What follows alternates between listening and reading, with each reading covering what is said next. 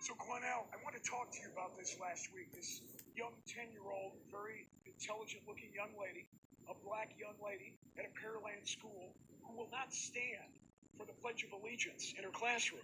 She doesn't want to stand up because apparently she believes that black Americans need a lot more to be done in this country. She is not willing to support the black Americans that have fought and died for this country. You know what I believe, Cornell? And I know you supported her publicly, but you know what I think? I think at 10 years old, she has no real understanding of what America is. So I wonder if her parents have sat her down and explained what Americans have given their lives, white, black, red.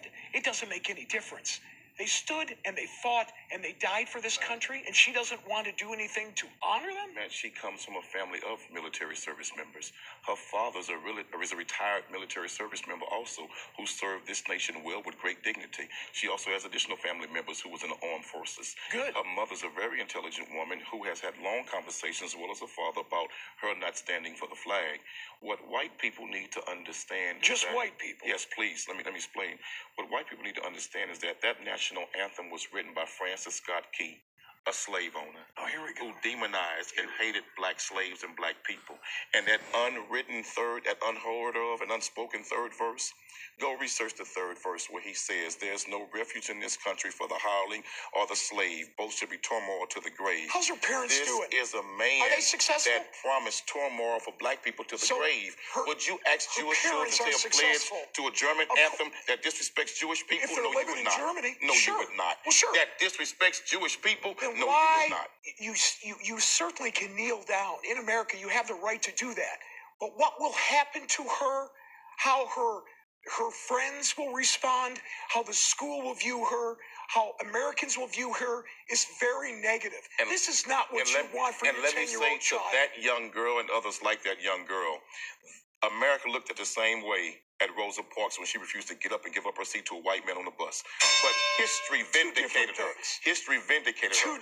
America demonized Harriet Tubman for freeing slaves from slavery, but history vindicated her. So I say to that young girl, you stand strong, stand up, and stand for what you believe in. And to all of those who are too coward to do it, don't get in that young girl's way. Others like her, support that young girl. What would you like her to say to the men and women who have fought for this country like I ran into over the weekend? The black men and women who fought for this country and some who gave their lives. And ask the black men and women who served America in its military, like in the Independence War. We helped America get it, and we were still slaves afterwards. Ask those in Vietnam who gave their war on Vietnam battlefields, but then came back and was called niggas in their own country. We have fought in America's war, and we've never been given the justice and the due process of everybody else in this nation. Then why don't you move to a different country? Why are you staying here if you don't like it? Let me tell you why. Because the country belongs to Indians. You white folks stole it from them, raped and robbed their people. This not your country. You all came over here and stole it and beat the hell out of them. So this not your country. It was my country. You all need to go home. If you're you all need to go back where you came from. If you don't like it, why don't you pack up and go? Let the Indians decide who should pack up and go. And I guarantee you black folks will stay, and you all will be on the first damn boat leaving here. So don't try that, brother. You ought to make America. This is not your country. What you should do is sit down with someone who has fought for this country, Cornell. Get their opinion, too. Tons of black people have, and what have we gotten from it?